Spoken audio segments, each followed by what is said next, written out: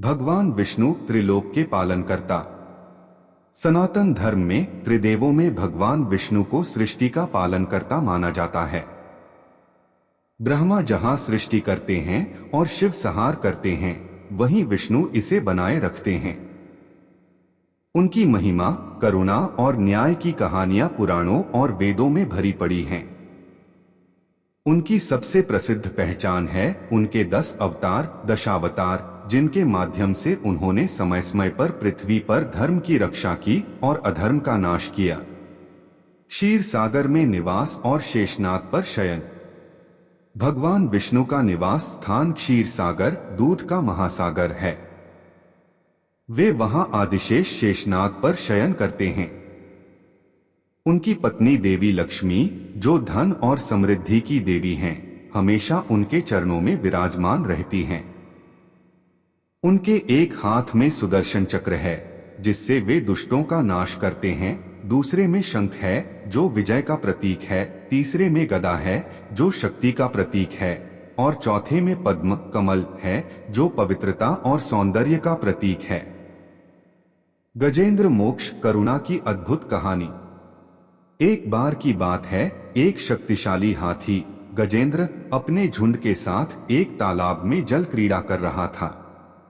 तभी एक विशाल और क्रूर मगरमच्छ ने उसके पैर को पकड़ लिया। गजेंद्र ने बहुत कोशिश की, लेकिन मगरमच्छ की पकड़ से छूट नहीं पाया। हजारों साल तक यह संघर्ष चलता रहा। गजेंद्र की सारी शक्ति क्षीण हो गई। जब उसे लगा कि उसकी मृत्यु निश्चित है, तो उसने अपनी सूंड ऊपर उठाकर कमल का फूल भगवान विष्णु को अर्पित किया और करुण पुकार लगाई, हे पालनहार, मेरी रक्षा करो। गजेंद्र की पुकार सुनकर भगवान विष्णु तुरंत गरुड़ पर सवार होकर वहां प्रकट हुए। उन्होंने एक पल भी देर नहीं की। जैसे ही वे वहां पहुंचे, उन्होंने अपने सुदर्शन चक्र से मगरमच्छ का सिर काट दिया और गजेंद्र को मुक्ति दिलाई। यह कथा दर्शाती है कि भगवान विष्णु अपने भक्तों की एक सच्ची पुकार पर तुरंत सहायता के लिए पहुंच जाते हैं, भले ही वे किसी भी योनि में हों।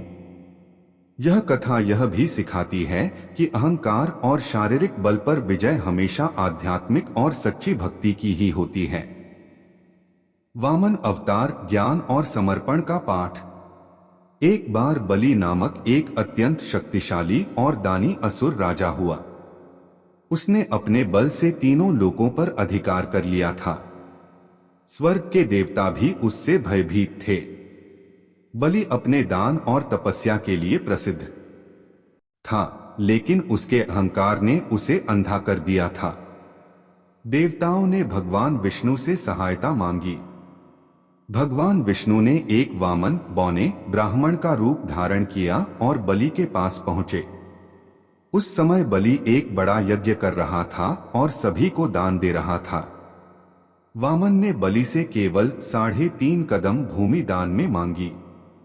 बलि ने हंसते हुए कहा, तुम्हें जो चाहिए वह मांग लो, लेकिन तुम तो एक छोटे बच्चे की तरह हो। वामन ने विनम्रता से कहा, बस इतना ही चाहिए।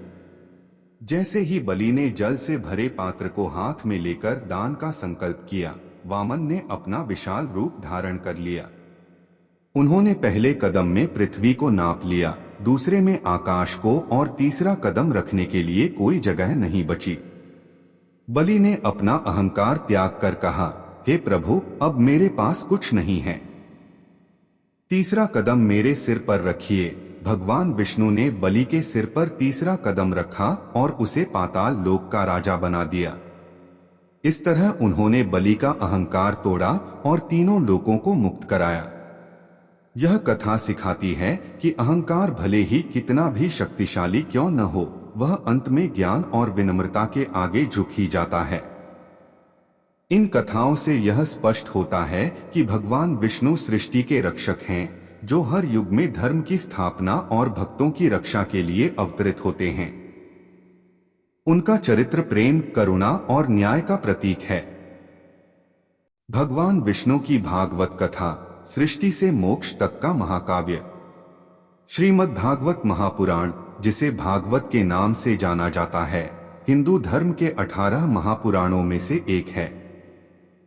यह भगवान विष्णु के विभिन्न अवतारों, उनके चरित्र और लीलाओं का एक विस्तृत वर्णन है, जो सृष्टि की उत्पत्ति से लेकर मोक्ष प्राप्ति तक के आध्यात्मिक मार्ग को दर्शाता है। इस महाकाव्य को महर्षि वेदव्यास ने लिखा था और उनके पुत्र शुकदेव ने इसे राजा परीक्षित को सुनाया था, जिन्हें एक ऋषि के श्राप के कारण 7 दिनों में मृत्यु का सामना करना था। भागवत कथा का मूल उद्देश्य यह समझाना है कि ईश्वर का प्रेम और भक्ति ही जीवन का अंतिम लक्ष्य है। यह हमें सिखाती है कि भौतिक संसार की मोहमाया क्षणभंगुर है और केवल भगवान की शरण में आकर ही हम जन्म मरण के चक्र से मुक्ति पा सकते हैं। सृष्टि की उत्पत्ति और भगवान के अवतार। भागवत का आरंभ सृष्टि की उत्पत्ति से होता है, जिसमें बताया गया है कि कैसे भगवान विष्णु अपनी योग निद्रा से जागकर ब्रह्मांड की रचना करते हैं। इस कथा में भगवान के विभिन्न अवतारों का वर्णन किया गया है, जिनमें से प्रत्येक का एक विशेष उद्देश्य था। मत्स्य अवतार मछली, कूर्म अवतार कछुआ, वराह अवतार सुअर, निसिंह अवतार आधा मानव आधा सिंह और वामन अवतार बौना ब्राह्मण जैसे अवतारों ने धर्म की रक्षा की और अधर्म का नाश किया। भगवान श्री कृष्ण का प्राकट्य और लीलाएं। भागवत का सबसे महत्वपूर्ण और विस्तृत हिस्सा भगवान श्री कृष्ण की कथा है। यह कृष्ण के जन्म से लेकर उनके बाल्यकाल, युवावस्था और अंत तक के जीवन को विस्तार से बताता है। उनका जन्म कारागार में हुआ था, लेकिन उनके पिता वसुदेव ने उन्हें नंदगाम में यशोदा और नंद के पास पहुंचा दिया। कृष्ण की बाल लीलाएं अत्यंत मनमोहक हैं। उन्होंने माखन चुराया, गोपियों के साथ रास लीलाएं की और पूतना, कालिया नाग और कंस जैसे क्रूर असुरों का वध किया। उनकी लीलाएं न केवल मनोरंजन करती हैं, बल्कि गहन आध्यात्मिक संदेश भी देती हैं। जैसे पूतना वध अहंकार का नाश है और कालिया मर्दन मन के विकारों पर नियंत्रण का प्रतीक है। युवावस्था में कृष्ण ने गोवर्धन पर्वत को अपनी उंगली पर उठाकर ब्रजवासियों को इंद्र के प्रकोप से बचाया। यह घटना दर्शाती है कि भगवान अपने भक्तों की रक्षा के लिए किसी भी हद तक जा सकते हैं। बाद में वे मथुरा गए और अपने मामा कंस का वध करके अपने माता पिता को मुक्त कराया। भागवत में रुक्मिणी विवाह, सुदामा कृष्ण मित्रता और महाभारत के युद्ध में अर्जुन को दिया गया उपदेश भी शामिल है। भागवत में वर्णित रास लीला को कई लोग केवल एक नृत्य मानते हैं, लेकिन यह जीवात्मा, गोपियों और परमात्मा श्री कृष्ण के मिलन का प्रतीक है, जहां भक्त अपनी सारी इच्छाओं और अहं को त्याग कर ईश्वर में विलीन हो जाता है। ज्ञान, भक्ति और मोक्ष का संदेश। भागवत केवल कथाओं का संग्रह नहीं है, बल्कि यह भक्ति योग, ज्ञान योग और कर्म योग का एक अनुपम संगम है।